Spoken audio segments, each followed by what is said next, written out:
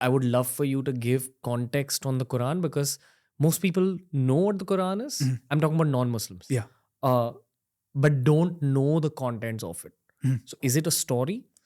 It's the Quran we believe is revelation from God, and it's the words of God. So, which were communicated through the Prophet Muhammad, peace be upon him, over 1400 years ago in the Arabian desert, in Mecca, right? And then he moved to Medina later on, or Yathrib as it was known, and then then it became known as Medina when he moved there.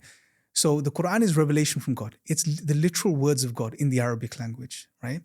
That was then communicated through the Prophet to humanity, to people. What is the Quran? If you study the Quran from cover to cover, it doesn't follow you what some would call Aristotelian logic. What I mean by that is, in the West we have texts which are beginning, middle, and end, right? So that's a normal textbook read. If you read a storybook, it has a beginning, middle, and end. If you even read a scientific textbook, it has some sort of structure, beginning, middle, and end. The Arabic structure, or Semitic languages generally, they have a different structure, right? So it's not beginning, middle, and end. So when you read the Quran, you will see the Quran will speak about one topic, and then it will jump to a different topic, and then it'll come back to the same topic. And then it'll give you a different shade of the third topic or the second topic that was mentioned in a different way.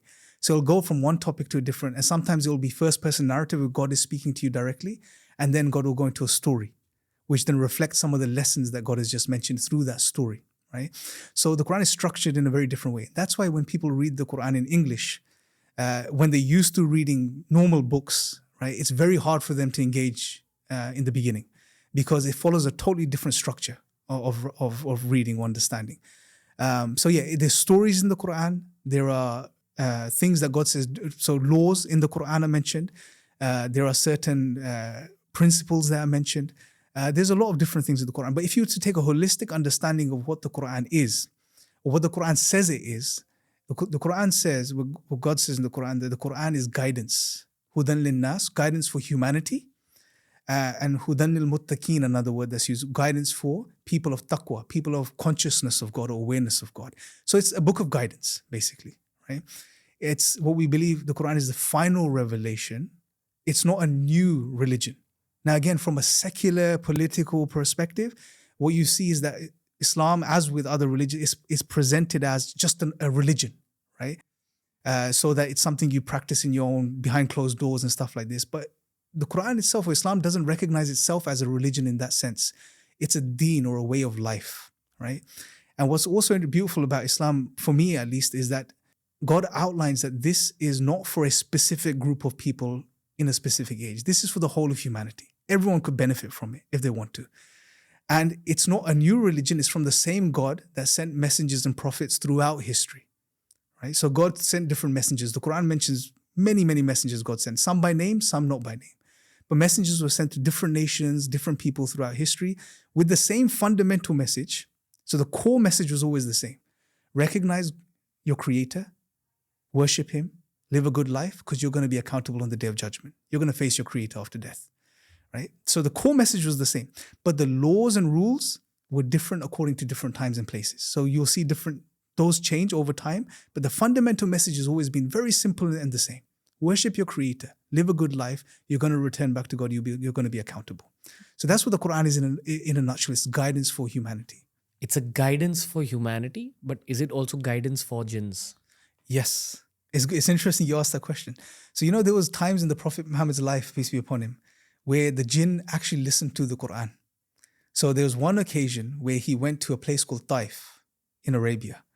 I believe it's just outside Medina, right? And he went, and because the Prophet's role is what? The Prophet's role, it's like the hero's journey. So the prophetic figure has revelation that comes to him, right? He receives revelation from God. There's a period where he's trying to figure things out, and he's developing and learning and receiving this information. And then he's given the mission of carrying this to humanity, right? So the Prophet's job, all the Prophet's job was to deliver this message to the people. So the Prophet Muhammad on one occasion went to a place called Taif, an area in Arabia, to deliver this message. But the chiefs of that area, they mocked him, they beat him, you told the kids to throw stones at him and get rid of him, basically. And I mean, there's narrations that tell us that the Prophet bled to the point where the blood seeped down to his sandals and the sandals stuck to his feet, right? The blood between his feet and the sandals. And on the way back, he was reciting the Quran. And some of the jinn listened to the Quran, right?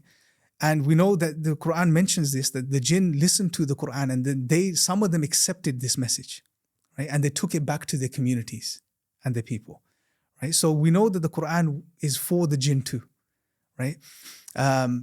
Like I said in the verse where God says, and he created the jinn kind and mankind for no other reason except to worship God.